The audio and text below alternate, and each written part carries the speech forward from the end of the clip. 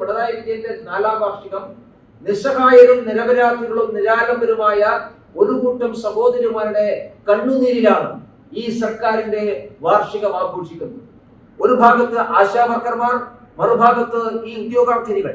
ഇവർ തിരുവനന്തപുരത്ത് സെക്രട്ടറിയുടെ മുമ്പിൽ ഒഴുക്കിയിട്ടുള്ള കണ്ണുനീരിലും ചോരയ്ക്കും പിണറായി വിജയൻ സർക്കാർ മറുപടി പറയും. ആ കണ്ണുനീരിലും ചോരയിലുമാണ് ഈ സർക്കാർ 4ാം വാർഷികം ആഘോഷിക്കുന്നത്. അതിനപ്പുറത്തേക്ക് ഈ 4 വർഷം പൂർത്തിയാകുമ്പോൾ പിണറായി വിജയന്റെ സർക്കാരിന് എന്താണ് അവകാശപ്പെടാനുള്ളത്?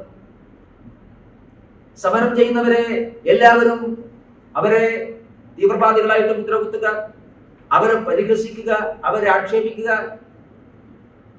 ഇതൊക്കെ ഒരു CPM ഭരണകൂടത്തിന്റെ ഭൂഷണമാണോ എന്ന് ചിന്തിക്കേണ്ടതായിട്ടും.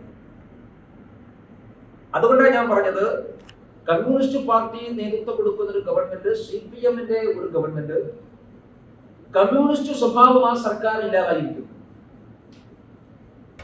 പുതിയ വാർത്തകളും വിശേഷങ്ങളും ഇനി വിരൽ തുമ്പിൽ. എല്ലാ ഡിജിറ്റൽ പ്ലാറ്റ്ഫോമുകളിലും ഇപ്പോൾ സീ മലയാളം ന്യൂസ് ലഭ്യം.